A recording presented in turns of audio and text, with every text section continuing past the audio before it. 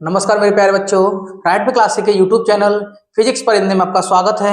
आज हम पढ़ेंगे बायोलॉजी का प्रैक्टिकल, क्लास 12th बायोलॉजी पुष्प की संरचना का प्रैक्टिकल, जिसमें मैंने 10 प्रश्न उठाए हैं जो आपसे एग्जामिनर पूछ सकता है। इसी वीडियो से क्वेश्चन पूछे जाएंगे, इससे अलावा कुछ भी नहीं पूछेगा एग्जामिनर।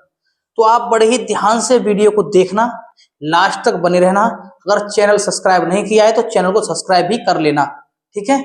और साथ साथ नोट्स बना के चलना। मैंने बहुत ही मेहनत से आपके लिए कंटेंट तैयार किया है। देखो, पहला प्रश्न एग्जामिनर क्या पूछ सकता है आपसे, पुष्प क्या है? तो आप बताओगे रूपांतरित रूपांतरित रूपांतरित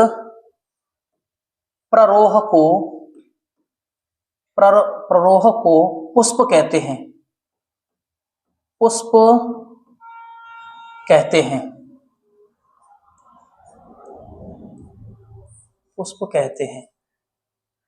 अगर वीडियो आपको स्लो लगे तो 1.5 की स्पीड पे चलाना, ठीक है। जल्दी वीडियो खत्म हो जाएगी, क्वेश्चन भी कवर हो जाएंगे, ठीक है। तो अगला प्रश्न क्या पूछ सकता है आपसे, पुष्प को कितने भागों में बांटा गया है? पुष्प को 2 भागों में बांटा गया है। नंबर 1 बीज युक्त पुष्प, और नंबर 2 बीज रहित। बीज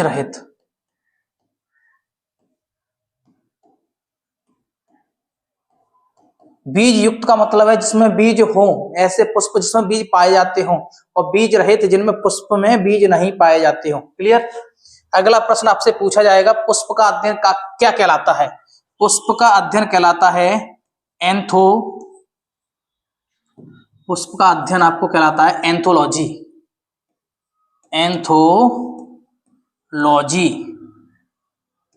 पुष्प का अध्ययन क्या कहलाता है? एंथोलॉजी। अगला प्रश्न है, एक लिंगी पुष्प क्या होते हैं?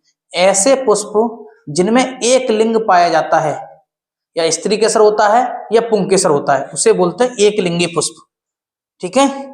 या तो स्त्री केसर हो या पुंकेसर हो। जैसे एग्जाम्पल पे आ ले सकते हैं कद्दू,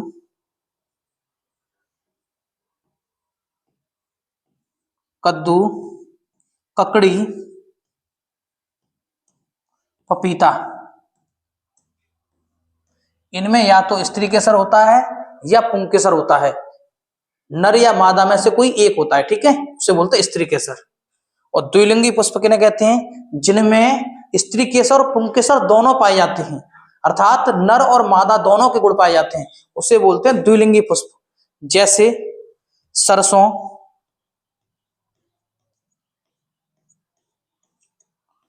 गुड़हल आदि। क्लियर। आप इतने का स्क्रीनशॉट कर लीजिए। कर लिया? तो आगे चलते हैं। आगे है प्रश्न, पुष्प के प्राथमिक जनन अंग। पुष्प के प्राथमिक जनन अंग क्या होते हैं? तो आप बताओगे पुमंग और जायंग। पुमंग और जायंग, यही होते हैं पुष्प के प्राथमिक जनन अंग। प्रश्न दूसरा पूछा जा सकता है आपसे, पुष्प के सहायक अंग उन्हें कहते हैं जो सहायता प्रदान करते हैं। देखो, जैसे वाह्यदल पुंज और दल पुंज, ये क्या कहलाते हैं? सहायक अंग। वाह्यदल पुंज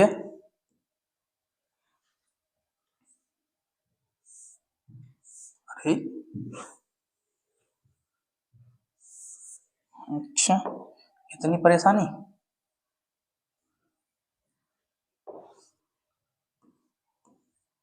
पुंज, दल पुंज।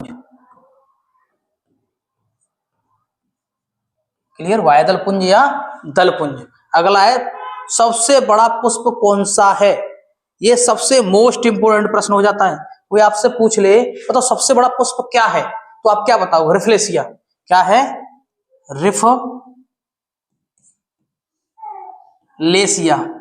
रिफ्लेशिया सबसे बड़ा पुष्प होता है। इसका लगभग वजन की बात की जाए तो किताबों की सर्वे के अनुसार 6.8, कुछ लोग 10 केजी भी मानते हैं, 10 केजी, तो क्या वजन होता है इसका 6.8 केजी, या करके लिख सकते हो 10 केजी भी होता है। किताबों में अलग अलग किताबों में अलग अलग लिखा हुआ है, ठीक है। लंबाई की बात की जाए तो 3 मीटर से 4 मीटर, ठीक है, 3 मीटर से 4 मीटर, क्लियर। अगला है सबसे छोटा पुष्प कौन सा है, सबसे छोटा पुष्प, अब समझ लीजिए सबसे छोटा पुष्प कौन सा है, बॉल्फिया, बॉल्फिया, सबसे छोटा पुष्प का नाम क्या है, बॉल्फिया। अब समझ पा रहे सबसे छोटा है तो वजन कितना होगा, नाक के बराबर। अगर इसकी लंबाई की बात की जाए तो 0.1 मीटर से 0.2 मीटर के लगभग, वजन क्लैरिफाई नहीं किया गया है, ठीक है, बहुत ही नग्न होगा। पुष्प के कितने भाग होते हैं, पुष्प के 4 भाग होते हैं, ध्यान से सुनना। पहला है वाहेदल पुंज, वाहेदल पुंज, नंबर 2 दलपुंज, नंबर 3 पुमंग, नंबर 4 जायंग। ये 10 प्रश्न मैंने उठाए हैं आपके लिए, जो एग्जामिनर आपसे पुष्प की संरचना नामक प्रैक्टिकल से पूछ सकता है। इससे बाहर आशा करता हूं नहीं पूछेगा।